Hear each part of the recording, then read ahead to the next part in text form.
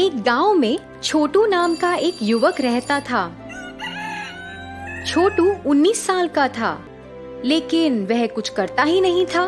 केवल उन बच्चों के साथ खेलता था जो उसकी आधी उम्र के थे। लुक्का छुपी,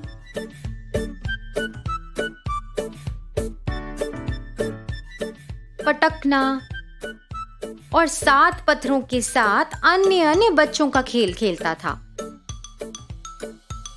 छोटू के माता पिता ने छोटू को शिक्षा देने के लिए अपनी सारी बचत खर्च कर दी थी, लेकिन छोटू ने कभी अपनी पढ़ाई की परवाह नहीं की और सिर्फ बच्चों के साथ खेलने पर ध्यान दिया।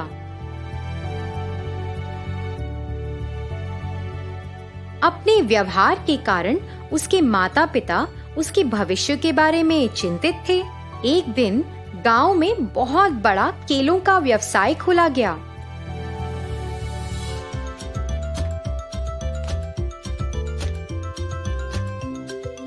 और छोटू के पिता उन्होंने एक बोर्ड पर ध्यान दिया जिसमें लिखा था, कार्यकर्ताओं की जरूरत है।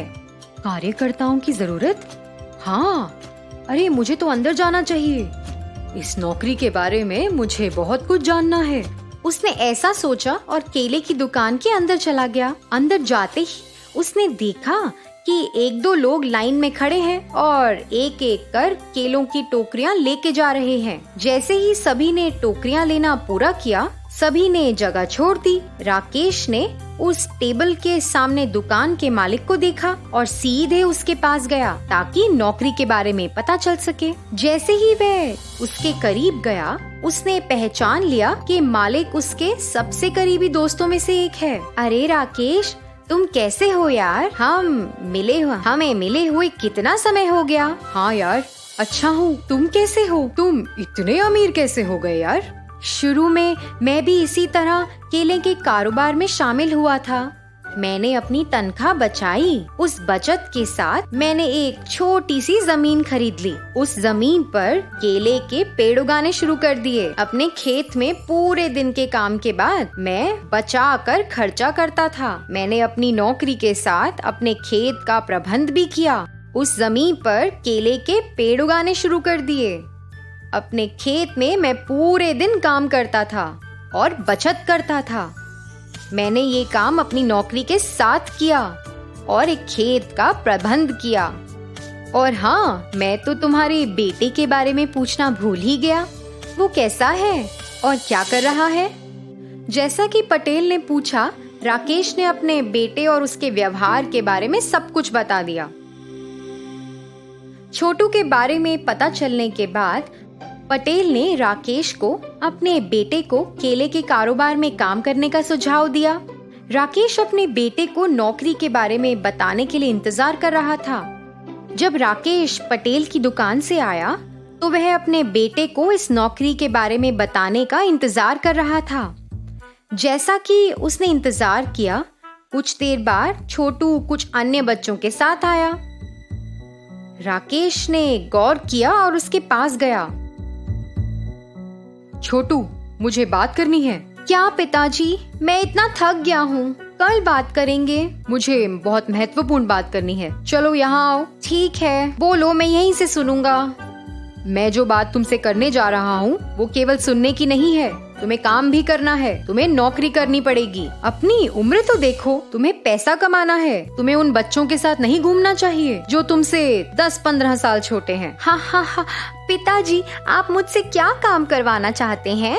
तुम्हें केला बेचना होगा। जितना तुम बेच सकते हो उतने केले तुम प्राप्त करो। छोटू ने यह सोचना शुरू कर दिया कि उसके पिता ने क्या कहा। उसे लगा रोज केले खरीदने के लिए उसके पास आएंगे, तो उसने सोचा कि काम करना चाहिए। ओह, तो सिर्फ केले बेचने हैं? यह तो बहुत ही आसान है। मेरे मित्र रोज मुझसे केले की खरीदारी करने के लिए काफी हैं। हाँ, चलो देखते हैं। कल सुबह 8 बजे चौथी गली में जाना। वहाँ तुम केले की एक बहुत बड़ी दुकान देखोगे। वहाँ जाकर अपना नाम बताना। अगले दिन छोटू अपने पिता की बात मानकर वहाँ गया। जैसे ही छोटू केले की दुकान में पहुँचा, पटेल ने उसे देखा और सोचा, छोटू तो एक लड़का है जिसके पास केले से भरे 3 टोकरे बेचने की क्षमता है और वह उसे केले की 3 टोकरियां देता है। छोटू, तुम्हें 150 रुपए मिलेंगे यदि तुम इन सब को 300 रुपए में बेचते हो तो। पटेल ने ऐसा कहा और उसे साइकिल दे दी। छोटू केले की 3 टोकरियों के साथ साइकिल पर गया। जब वह साइकिल से जा रहा था तो उसने केले बेचने के लिए कुछ आवाज नहीं निकाली।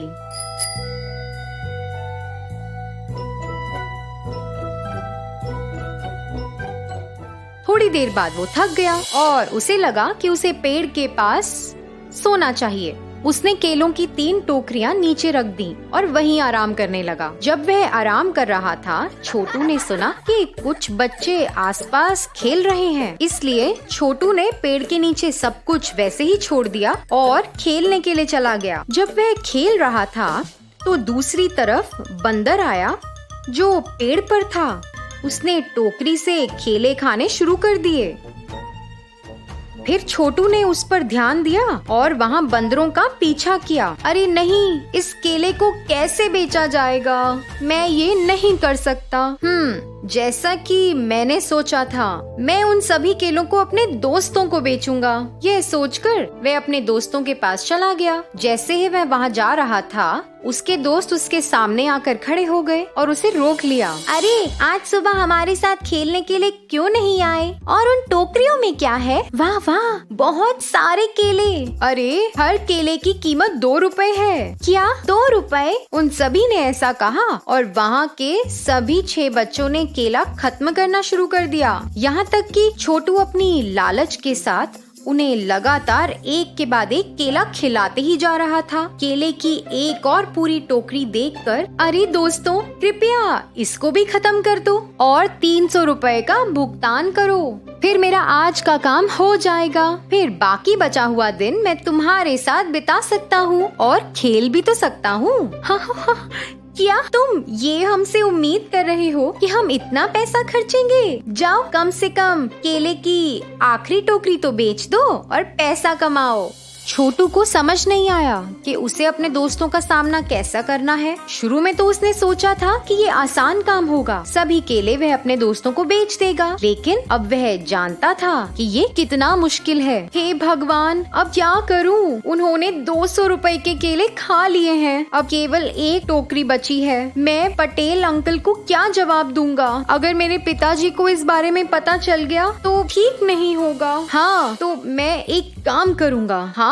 मैं पड़ोसी गांव में जाऊंगा और केले से भरी इस टोकरी को 300 रुपए में बेचूंगा। तब केवल मैं अपने पिता और तभी मैं अपने पिताजी और पटेल अंकल का सामना कर सकता हूँ। लेकिन इतने महंगे केले कौन खरीदेगा? वह कुछ समय के लिए ऐसा सोचता रहा और जैसे ही उसे विचार आया, उसने तुरंत दूसरे गांव में जाने की तैयारी शुरू की और वहाँ जाकर चिल्लाना शुरू कर दिया। पतले मोटे हो जाओ, मोटे पतले हो जाओ, आओ स्वादिष्ट केले सिर्फ 6 रुपए में खरीदो। आओ आओ साहब, मैडम जी, सब आओ, इस स्वादिष्ट केले को 6 रुपए में खरीदो। इस तरह से उसने गांव में बेचना शुरू कर दिया।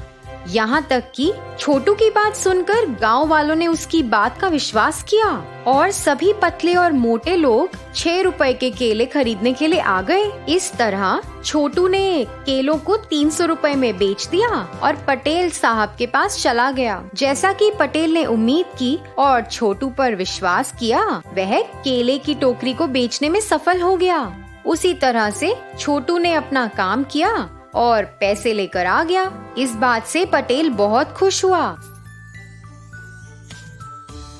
और छोटू की प्रशंसा की। छोटू को एहसास हुआ कि उसने इतना काम किया और पैसे भी कमाए। इस वजह से उसने उन बच्चों के साथ समय बिताना छोड़ दिया।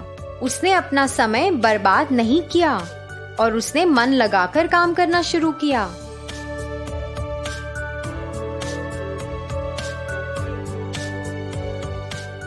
तो बच्चों, इस कहानी से हमें क्या सीख मिलती है?